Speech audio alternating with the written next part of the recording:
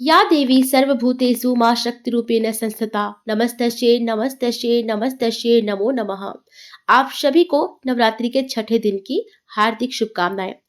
आज मां कात्यायनी की पूजा की जाती है और आज के दिन श्री दुर्गा सप्तशती के 11वें अध्याय का पाठ करना या सुनना चाहिए। आज का ध्यान प्रारंभ करने से पहले आप सभी से अनुरोध है, कमेंट बॉक्स में जय माता दी अवश्य लिखिए। महर्षि मेधा कहते हैं, दैत्य के मारे जाने पर इंद्रादि देवता अग्नि को आगे करके कात्यायनी देवी की स्तुति करने लगे। उस समय अभीष्ट की प्राप्ति के कारण उनके मुख खिले हुए थे। देवताओं ने कहा, हे शरणागतों के दुख दूर करने वाली देवी, तुम प्रसन्न हो। हे संपूर्ण जगत की माता, तुम प्रसन्न हो।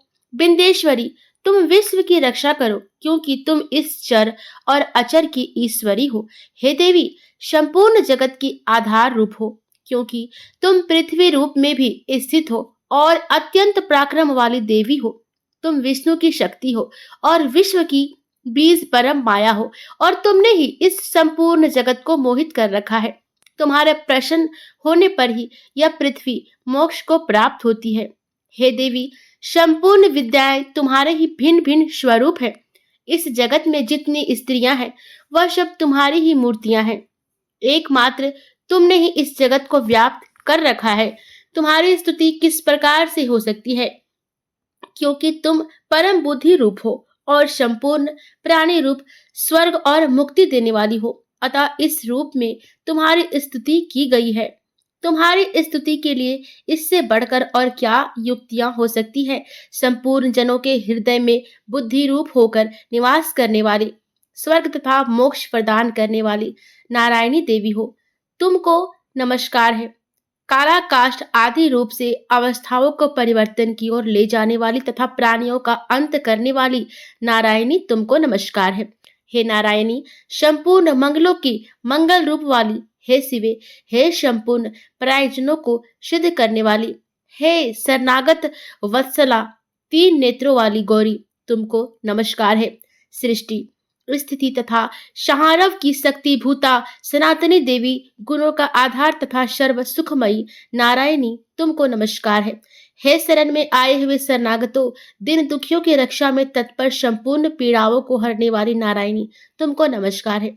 हे नारायणी, तुम ब्राह्मणी का रूप धारण करके हंसों से जूते हुए विमान पर बैठती हो तथा कुछ से अभिमंत्रित जल छिड़कती रहती हो, तुम्हें नमस्कार है। महेश्वरी रूप से त्रिशूल, चंद्रमा और सर्पों को धारण करने वाली, हे महावृषभ वाहन वाली नारायणी, तुमको नमस्कार है।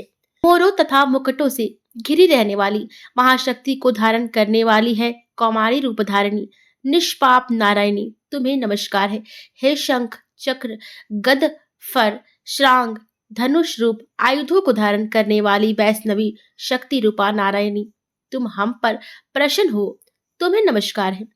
हे दांतों पर पृथ्वी धारण करने वाली वाराह रूपिणी कल्याणमयी नारायणी, तुम्हें नमस्कार है। हे उग्र नृसिंह रूप से दैत्यों को मारने वाली, त्रिभुवन की रक्षा में संलग्न रहने वाली नारायणी, तुम्हें नमस्कार है। हे मस्तक पर किरीट और हाथ में महावज्र धारण करने वाली, सहस्त्र नेत्रों के कारण उज्जवल वृतासुर के प्राण हरने वाली ऐन्द्रिय शक्ति, हे नारायणी, तुम्हें नमस्कार है। हे शिवदूती स्वरूप से दैत्यों के महामद को नष्ट करने वाली, हे घोर रूप वाली, हे महाशब्द वाली, हे नारायणी, तुम्हें नमस्कार है। दाढ़ों के कारण विकराल मुख वाली, मुंडमाला से विभूषित मुंडमर्दिनी चामुंडा रूपा नारायणी, तुम्हें नमस्कार है। हे लक्ष्मी लज्जा महाविद्या श्रद्धा पुष्टि स्वधा धुर्वा महारात्रि तथा महाविद्या रूपा नारायणी, तुमको नमस्कार है। हे मेधा सरस्वती सर्वोत्कृष्ट ऐश्वर्य रूपिणी पार्वती महाकाली नित्यंता इथा इस रूपिणी नारायणी, तुम्हें नमस्कार है।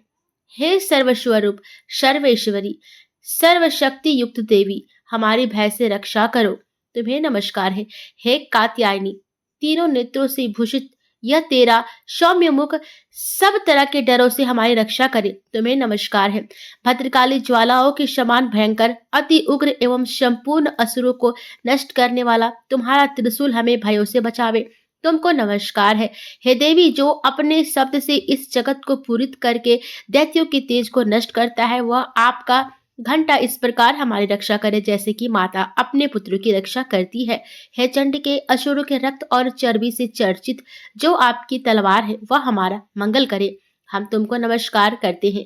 हे देवी, तुम जब प्रसन्न होती हो तो संपूर्ण रोगों को नष्ट कर देती हो, और जब रुष्ट हो जाती हो तो संपूर्ण वंचित कामनाओं को नष्ट कर देती हो। और जो मनुष्य तुम्हारी शरण में जाते हैं, उन पर कभी विपत्ति नहीं आती, बल्कि तुम्हारी शरण में गए हुए मनुष्य दूसरे को आश्रय देने योग्य हो जाते हैं। अनेक रूपों से बहुत प्रकार की मूर्तियां को धारण करके इन धर्मद्रोही असुरों का तुमने संहार किया है।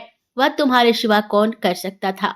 चतुर्दश विद्याएं, शस्त्रास्त्र और चारों वेद तुम्हारे ही प्रकाश से प्रकाशित हैं।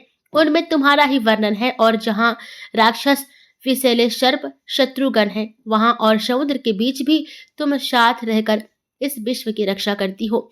हे विशेश्वरी, तुम विश्व का पालन करने वाली विश्व रूपा हो, इसलिए संपूर्ण जगत को धारण करती हो। इसलिए ब्रह्मा, विष्णु, महेश की भी वंदनीय हो। जो भक्ति पूर्वक तुमको नमस्कार करते हैं, वह विश्व को आश्रय देने वाले बन जाते हैं।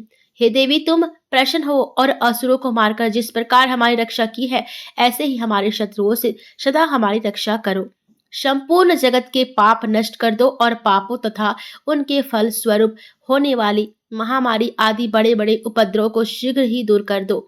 विश्व की पीड़ा को हरने वाली देवी, शरण में पड़े हुओं पर प्रसन्न हो। त्रिलोक निवासियों की पूजनीय परमेश्वरी, हम लोगों को वरदान दो। देवी ने कहा, हे देवताओं, मैं तुमको वर देने को तैयार हूँ। आपकी जैसी इच्छा हो वैसा वर मांग लो, मैं तुमको दूंगी। देवताओं ने कहा, हे सर्वेश्वरी, त्रिलोकी के निवासियों की समस्त पीड़ाओं को तुम इस प्रकार हरती रहो, और हमारे शत्रुओं को इसी प्रकार नष्ट करती रहो। देवी ने कहा, वैवस्वत मनवंतर के 28वें युग में 2 और महाअसुर शुंभ और निशुंभ उत्पन्न होंगे। उस समय मैं नंद गोप के घर से, यशोदा के गर्भ से उत्पन्न होकर विंध्याचल पर्वत पर शुंभ और निशुंभ का संहार करूंगी। फिर अत्यंत भयंकर रूप से पृथ्वी पर अवतीर्ण होकर मैं वैप्रचित्ति नामक दानव का नाश करूंगी। उन भयंकर महाअसुरों को भक्षण करते समय मेरे दांत अनार पुष्प के समान लाल होंगे। इसके पश्चात स्वर्ग में देवता और पृथ्वी पर मनुष्य मेरी स्तुति करते हुए मुझे रक्त दंतिका कहेंगे। फिर जब 100 वर्षों तक वर्षा ना होगी, तो मैं ऋषियों की स्तुति करने पर आयो निज नाम से प्रकट होंगी, और अपने 100 नेत्रों से ऋषियों की ओर देखूंगी। अतः मनुष्य शताक्षी नाम से मेरा कीर्तन करेंगे। उसी समय में अपने शरीर से उत्पन्न हुए प्राणों की रक्षा करने वाले शाकों द्वारा सब प्राणियों का पालन करूंगी, और तब इस पृथ्वी पर शकंबरी के नाम से विख्यात होंगी। और इस अवतार में मैं दुर्ग नाम महाशूर का वध करूंगी, और इससे मैं दुर्गा देवी के नाम से प्रसिद्ध होंगी। इसके पश्चात जब मैं भयानक रूप धारण करके हिमालय निवासी ऋषियों महर्षियों की रक्षा करूंगी, तब भीमा देवी के नाम से मेरी ख्याति होगी। और जब फिर अरुण नामक असुर तीनों लोकों को पीड़ित करेगा, तब मैं असंख्य भ्रमरों का रूप धारण करके उस महादैत्य का वध करूंगी।